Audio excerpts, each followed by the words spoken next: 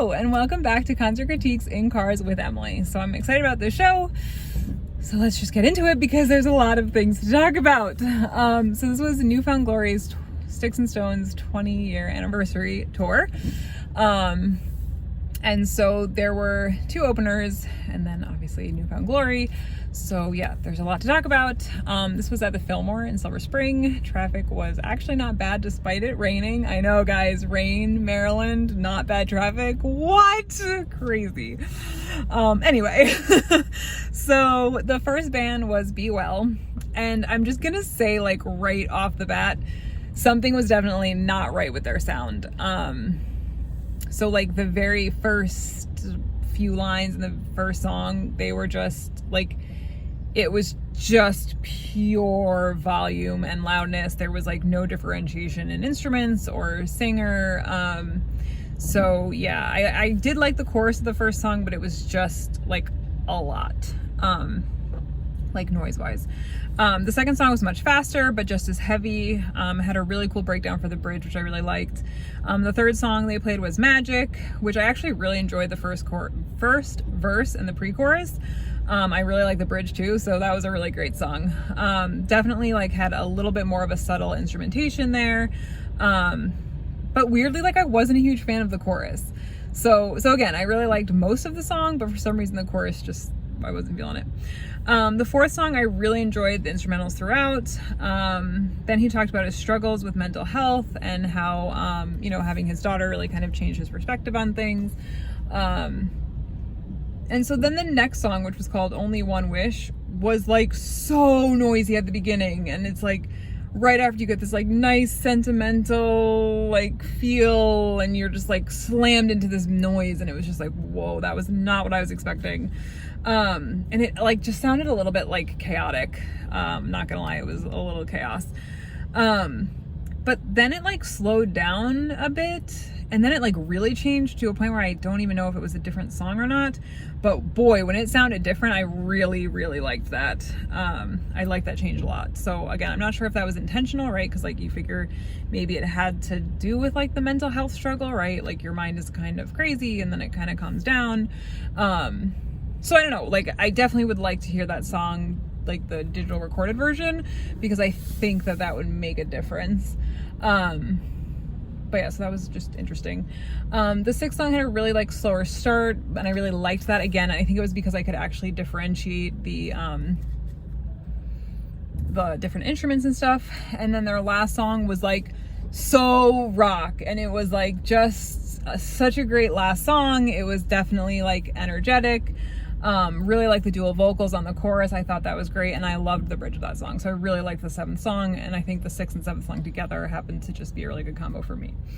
Then after that, 4 Years Strong played. They were like a really good set, and it's funny you don't realize just how like bad the sound for Be Well was until you heard 4 Years Strong, and just how clear and distinct the singer was versus all the other instruments. So it really did make a huge difference at this show in particular.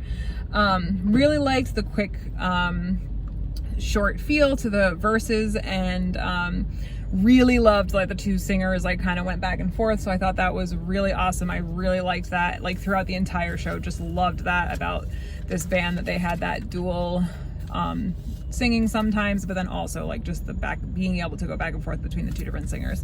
So I really liked that.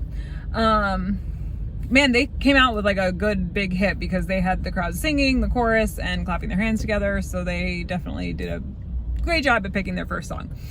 The second song had a really heavy start, and they encouraged the crowd to sing the bridge. Third song was equally heavy.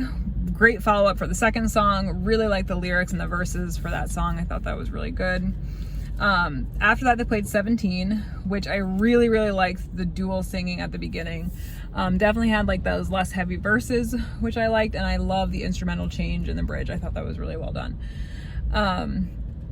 So I guess there were twins that were 10 years old, and it was their birthday, and so he said happy birthday, and it was cute. He like also noted that there were a lot of children there that were like very young and apologized for all the cursing. He's like, I can't help it. So I thought that was pretty funny.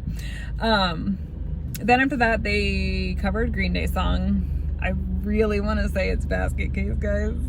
If I'm wrong, please tell me. I'm just gonna go with Basket Case. So that's the song they covered.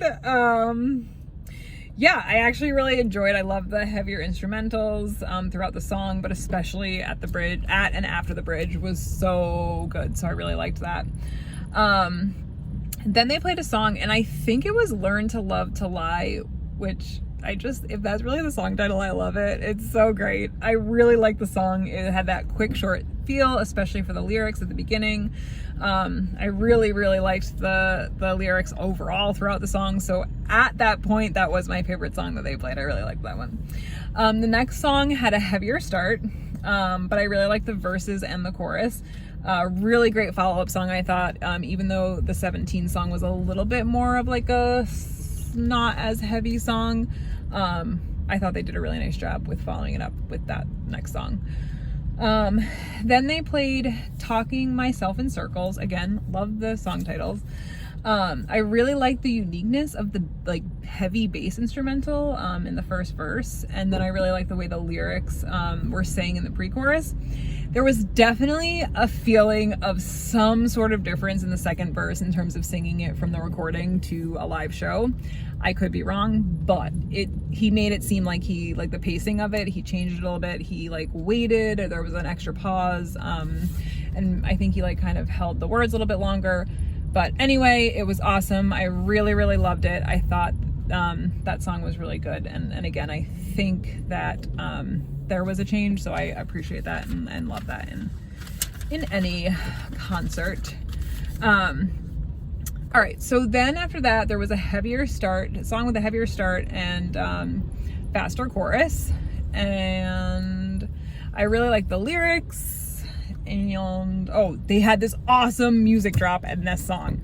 I really loved the drop from the bridge. Really great. After that, the next song was a really good follow-up. Again, it had that short, quick feel to it. And then the chorus and the bridge were actually heavier, which I thought was kind of cool. That the bridge was heavier, because often, especially after they had that big drop the last song, so you have this like a bit of a heavier bridge, so I liked that. Now I gotta turn my light on. Sorry guys, I didn't need my light. Cool. Okay, so don't hate me for saying this word, but the last song was like, I really actually loved it because it had more of like a punk rock feel. So sorry if that's offensive to 4 Year Strong fans, but I don't mean it to be. It just like wasn't as heavy, but it definitely like wasn't straight up rock either. I don't know. I really liked it though. I thought it was really great. And I thought it was a really nice choice for their last song. So overall, I really liked their song choices. I thought they had a lot of nice follow-ups. But I especially liked 17. I think that was maybe my favorite, or the one. All right, so now let's get into New Found Glory. Okay, so the lights went down, and then Michelle Branch started playing, which was great. And then they kind of like went into like radio or like late night television show, like the sounds of clips playing. They were like, okay, like introducing the next act is like New Found Glory. They're headlining Warped Tour. Okay. I am so sorry. I do not know the names of all of these songs. And by all of them, I mean pretty much any of them. But I will tell you, this was the Sticks and Stones 20-year anniversary tour. And they went in order. Okay, so they played the songs in order. So if you know the album, you know the song I'm talking about. So the first song they opened with had that heavier start and faster chorus. I really liked the lyrics. Really cool song, especially when the music. Oh no, sorry guys. Oh my gosh. All right, so sorry. Wow, I like reread my notes for 4 Years Strong. Sorry guys. Okay, so fantastic opener. Obviously, it's the first song on an album. They did a good job picking it. Super energetic start. The lead singer was running like back and forth on the stage for basically the entire song. I'm gonna say it's Don't Leave Me Again. I might be wrong on the song title there, but that was the lyric that stuck out the most to me during the song. I really liked it. I thought, again, I know that it's the first song on the album, so that's why they played it first, but it was a good choice. 20 years ago, they made good choices in terms of song order. Then of course it was their big song, Pick My Friends Over You, which they had confetti like right at the beginning, which was pretty cool. And unfortunately, the one thing I didn't love about that being song number 2 on the album is they played it way too early for me. Like, that was one of the songs of theirs that I like know well, and so it was a little disappointing that they played it so early. But again, of course, I understand why they played it early, because that is, of course, you know, the order in which it was on the album. Oh, wow. That's never happened before, guys. Oh no, I'm so sorry. Whoa, sorry. Oh no, and I'm already too late. You're just gonna have to deal with that clunk. I'm so sorry. Yikes, this video's a mess, guys. I'm so sorry. I loved how the lyrics in the first verse of the next song were sung. There were definitely parts though where it sounded like Jordan, the lead singer, had like sucked in a little bit too much helium for some reason. Again, maybe it's just me being silly, but there were definitely, I was like, is that a filter? Is it just the way he's singing the song? Again, liked it, but just like that weird, like every now and then I'd be like, was that helium filter? I don't know what that was. The song after, he started jumping around the stage, super energetic song. Loved the quick, short feel of the verses. Sort This Out was maybe the title of that song, Sort This Out. Really liked it. Again, I can't even say great follow-up because it's the order on the album. They wanted the fists in their air and people were going like, hey, so that was pretty fun. Also, at that point in the show, this is when I realized that the drummer had like the Muppet of Animal, like stuffed, like a stuffed animal of Animal, the Muppet, just like on the front of his drums. So that was pretty cool. The next song they played was Bruised and Broken. Again, love that song. Wish it could have come later, but it's fine. I get why they put it there. It's the order of the album. Like, really fun to see live, and also like I give them a lot of credit because they did a very good job at making that, like, tends to be a little bit slower. I know it speeds up at the end, but it really felt there was just so much energy around that song from the start, so I never felt like it was like, oh, the slow beginning and then it kind of picks up. They did a great job just like keeping the energy up from the start, so I really liked that about that particular song. Also, love the bridge. Seeing it live, fantastic, great. The next song after that, they had bubbles at the beginning coming from the ceiling, so that was kind of cool. Again, it was a really great follow-up, and I know it's the order of the album, but like, and I don't mean to repeat myself, but again, this was a slower song, which happened a lot back then, right? They had the faster songs in the beginning, slower songs, and then they ended with like either an epic ballad or, you know, those faster songs again. So I really appreciated the fact that, yet again, it felt super energetic the entire time. You did not feel like you were missing, you know, like you were just like standing around bored because it was a slower song at that time. No, they like kept the energy up. So that was really, really cool. Okay, so the guitarist talked for the most part between songs, which I liked, but the lead singer did participate as well. So he said that we have like the most humble and coolest singer, and then he went Madonna, and I think a lot of people missed that and they just like cheered anyway, but I think they missed the fact that he was not talking about Jordan and he was trying to make a joke. So that was pretty funny. So I liked that. And then to like give Jordan a break, which actually kind of never happened, it was kind of weird. He was like, okay guys, like we're gonna sing, like he's gonna start the song and then like you guys are gonna sing it, but then Jordan ended up singing most of the song anyway. But throughout the song they kind of just like Jordan just let the crowd sing like every now and then. And again, the big main lyric was Forget My Name, so that's the song I'm going with. The next song had a really quick sound, and it was a heavier instrumentals between lyrics, which I really liked the song. And then he had people jump for the bridge, which is always fun. The next song, ooh, that was my low for sure. It was a good song, but there was just nothing super special. No jumping, no clapping, no like unique chorus or bridge. So that was just kind of like, again, it wasn't bad. It's just, sandwiched between like these like great fun songs. So yeah, and especially because the next song, I mean, immediately when the music started playing, I was like, yeah, I like this. Like really liked it. And again, it had that like faster, quicker lyrics.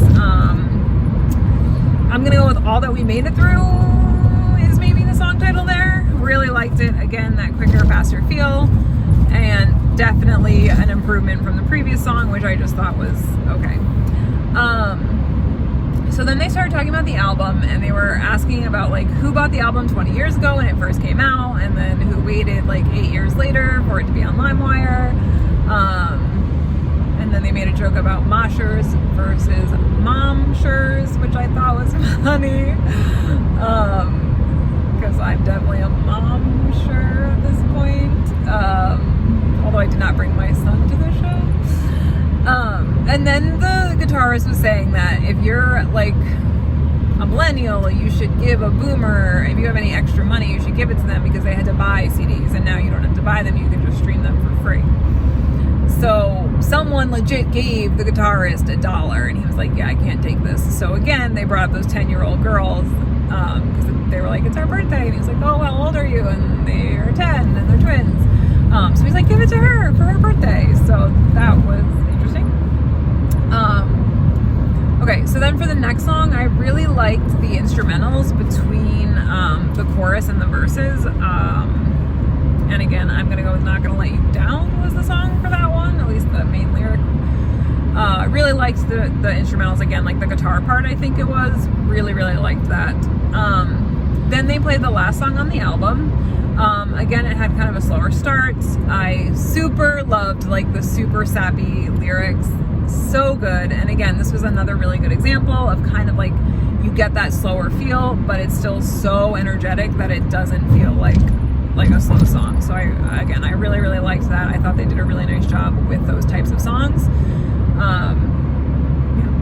So then after that, they went off stage and they actually dropped their background for the album Sticks and Stones, and it became a different background with the same New Found Glory on it. So that was kind of cool that they went through the effort to do that. I like that. And I mean, they were gone for like all of like a minute. It was a very quick transition. They came back with a great song, like right out the start. So I really liked that. They let the crowd sing like pretty much a ton of the song throughout. And then at one point he's like, all right, I'm going to sing the first part. You're going to scream the second part. So I really liked that it wasn't even sing. He just went right to scream. So that was kind of a cool thing. The next song, I really loved the keyboard part and the lyrics. And then they did play a song that I knew after that. Of course, I do not know the title, but it was fun to see live, and I really loved like how heavy it was during the instrumental bridge. And I'm pretty sure he changed the pace in the chorus after the bridge, so I really liked that. Again, subtle changes and just that like heavy sound in the bridge was really awesome. Okay, so then after that, somebody threw their shirt on stage, and I guess they had done this like previously at another show, and so the guitarist was like, oh no dude, I don't want to switch your shirt out, but I'll show everyone how to make a ninja mask using a shirt. And so he legit put his head in the shirt and showed us how to make a ninja mask. So that was definitely unique. I've never seen that at a concert before, so that was pretty cool. So after that, they played Dress to Kill, which was a super fun song to see live, super energetic, so that was really fun. And then the song after that had like that shorter, quicker feel again, so of course you all know that I love that, so that was really cool. I really liked the bridge as well in that song, and then they played a cover song, Kiss Me, which was super fun to see like in a rock capacity, like especially for the chorus and the bridge. I really liked those two parts of the song. I thought it was really great. And again, it's just like a fun song to see. And then at the end of that song, they were like, so like our younger fans don't realize that we actually covered that song, and they think that we're the original singers of that song. So it was just like kind of cute that, you know, there are people who think that, yeah. I mean, I'm sure I've done that too. Like, probably, for sure, definitely with Foo Fighters and Hero. It's all good, guys. Don't worry about it. Oh, sorry if that's like really embarrassing. Okay. Maybe I shouldn't have admitted that on film. Okay, so then after that, the guitarist went into a long, but not in a bad way. Just, I'm letting you know it's a long story. And it's about how he was like very close to death. His wife had to give him CPR, and they went to the hospital, and he found out that he had this really rare tumor. And this one doctor came up and was like, yeah, if you go down to Tennessee, I can take it out. And the doctor did that, and he was totally fine. And he just like told this long story to say that, like, you gotta let go of the stress and try and like live in the moment as much as you can and be present and not let things that like haven't even happened and maybe aren't even gonna happen like stress you out. And so then they played All Downhill From Here, but before they played it, he said, like, I want to change the like metaphor, or the meaning of the metaphor. Is that a metaphor? And so he said, like, I just want to change it because I want it to be, instead of like going downhill into like a spiral that's bad, he's like, I want to change it to be that we're like, we've gone through a challenge and like it's all downhill, right? Like, so we are like getting through it, learn what you need to learn from this challenge, and like you're like getting to the easy part. So I actually kind of liked that, and I don't know, I feel like now if I hear that song on the radio or something, it is like a different way to look at it. So I thought that was interesting, and I definitely like appreciate the different point of view for that song in particular. And then they played All Downhill From Here. Now again, I don't know if that's the actual song title, so please forgive me. But yeah, definitely a great way to end it. I honestly had forgotten that song was an option, so when they like mentioned it, I was like, oh yeah, like I know this song, this will be a great way to end the show. So then towards the end of the song they had confetti, and yeah, so that was the show. Oh, ratings. Okay. All right. So Be Well, their sound was, it just was not great. And that's really unfortunate because I'm sure that they have great songs. It just wasn't great. And I like some of their songs, even with terrible sound. So I'm hoping that when I listen to the recorded version, it will be much better. For Your Strong was fantastic. I really liked pretty much their entire set. Again, like super fun band. There were some songs that maybe were like not my super cup of tea, but again, every song was fun. Like it was great.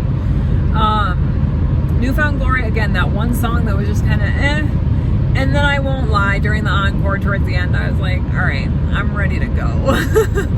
But I really liked the story and the downhill. So like that was really cool. And I thought that was interesting and unique. And he probably does that for every show, but it was cool. I also do appreciate that they did do stuff that was unique to only our show with the dollar and stuff like that. So that was pretty cool. And I mean, again, you're like seeing an old album that's 20 years old that you're just like, oh, memories. All right, I think I'm going to give this one, oh man, I don't know. It's like, oh gosh, I feel like I have to give it, I'm going to give it a 7.5. I feel like that's so low. I think I'm going to stick with my 7.5 just because the sound for Be Well was just, it wasn't great, unfortunately. And I feel bad, and I don't want it to reflect that I don't think that they're a good band, but it really, at times, was difficult to listen to. Really loved For Your Strong. Again, I just don't like, that's more of a me problem, not a them problem. I personally didn't know a lot of their stuff, but again, super fun, had a great time at every song, really liked certain songs, so they did an excellent job, and the Newfound Glory was great. But again, they like played the album order, and I can't even be mad at them, but they played my like 2 songs within the first like 20 minutes of their set. So sticking with my 7.5. So sorry. I did say 7.5, right? Well, if I didn't, I'm changing it to 7.5. And if I did, then I'm sticking with my 7.5. Yeah, so let me know what you think. Do you agree? Do you disagree? Like, comment, subscribe. And again, I'm sorry for not knowing any of the song titles. And